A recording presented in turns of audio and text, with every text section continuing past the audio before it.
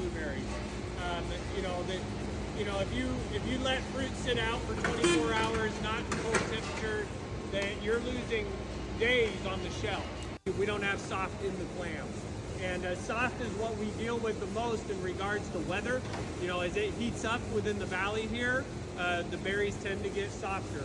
And so all the machinery that we have here, that's what it's for. So sensitive. It's more sensitive than stone fruit, honestly. Stone fruit, we know it's pretty predictable. Stone fruit is a ripening product, right? We know how it ripens, when it ripens, and what manner it ripens.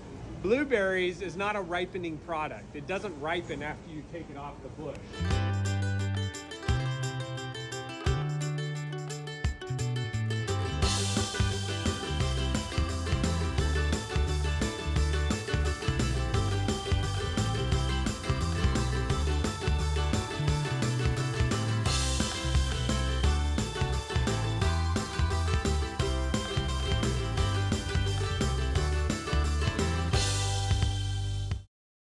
When organic started, when you guys started, there was this pact between the consumer and the farmer.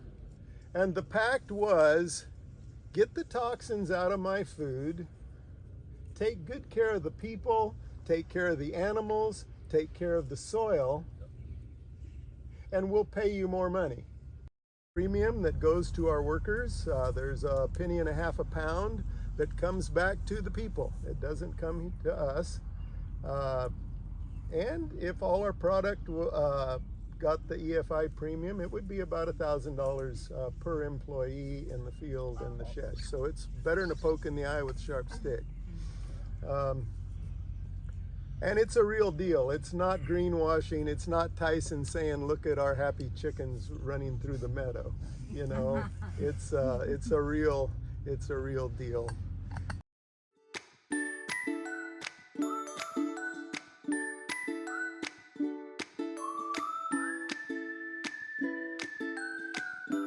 If we think about people, the amount of time that people have been in the Americas, think of a yardstick. So the yardstick is 3 feet. That's how long people have been in the Americas. California is 1/8 of an inch. Wow. So the entire yardstick, that's the indigenous knowledge of native Californians. And so us here, this type of agriculture is even smaller on that yardstick. So for me, that learning that, thinking about the visualization of time humbles me.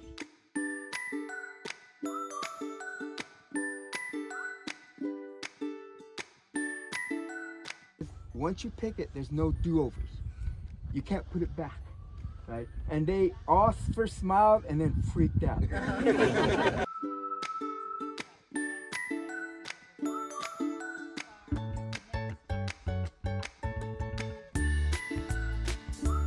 I think probably what many of you struggle with in retail environments is people want the red, but red doesn't mean delicious. It can with certain fruit, but definitely with tree fruit, it doesn't necessarily mean delicious. So these two, just like a glance, look like almost identical. But if you have a studied eye, like CJ, Cindy, like our amazing packers, one of them is actually significantly riper than the other. And you're looking at the yellow behind the red. That's what we call background color. Now the tricky thing is on the tree, you have to pick like this, right? And they're in different sides of the tree, different daylight, depending what time you're picking, whether there's leaves around with shadows.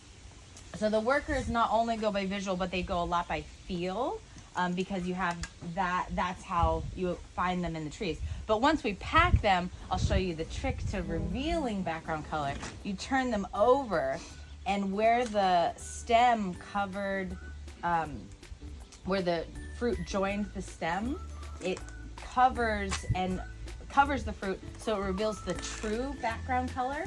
So if you look at the stem side, it's dramatically different. Dramatically, even though on this side they look almost identical. almost identical. But this, it's just like, it's like super fast. Doesn't mean that this one is bad. We try not to do anything binary on the farm. This just needs like a couple days at room temperature. Sometimes that's what you want, depending on how long it takes to get to you all, and depending on what consumers want.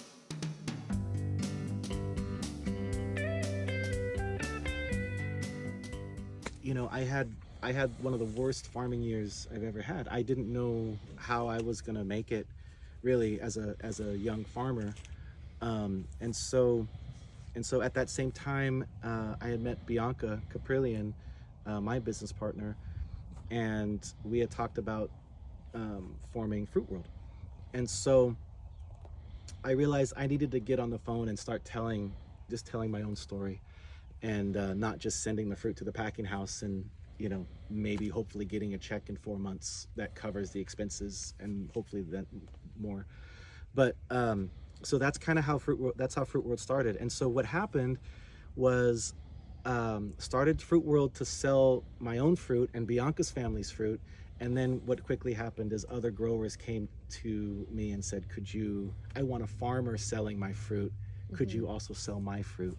And so we started doing, and I grow citrus as well, but you know, other citrus growers came, other grape growers. So this is the bunch now.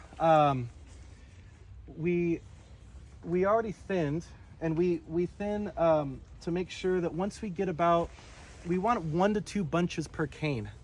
And that's important because too many bunches, we don't get the flavor we're looking for.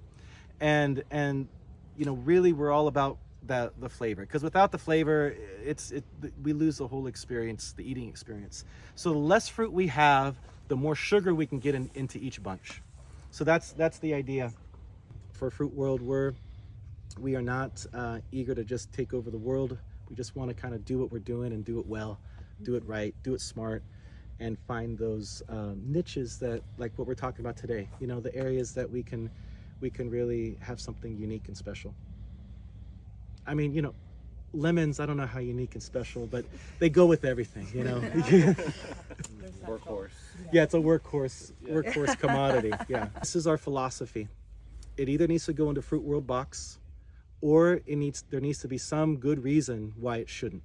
So for Masamoto's, everything's in a Masamoto box. There's a good reason for that. Yeah. Blossom Hill apricots, everything goes in a Blossom Hill box. There's a good reason for that. Docks down in the desert, they'll do Fruit World and docks. There's good reason for that. Everything else goes into a Fruit World box. Yeah. May I just say how nice those boxes are? Oh, thank you.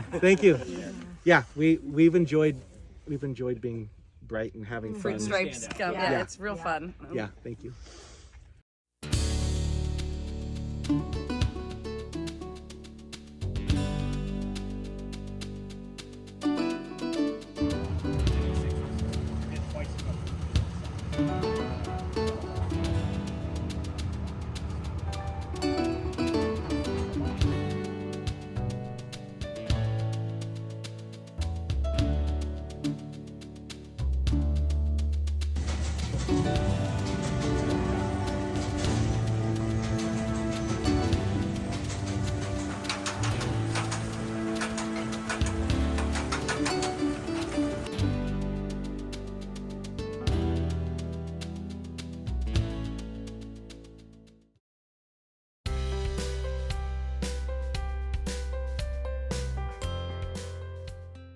Mike and Doug Braga, and they've been doing all of our nut packing for the last several years.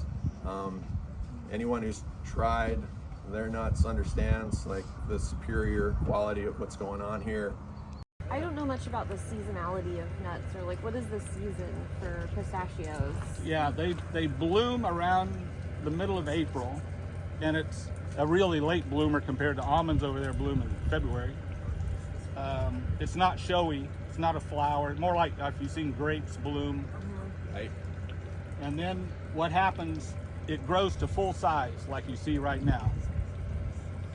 And pistachios, the part that you eat is just it's a little embryo inside. So they grow to full size, and they're in the process now of what we call shell hardening. The shell is hardening. And there's the part that you eat. Wow. Can you eat that And- now? No, well, you could, but What does it taste like? I don't know. I've never eaten one. But that'll start growing around the 4th of July, and it'll grow until it fills up.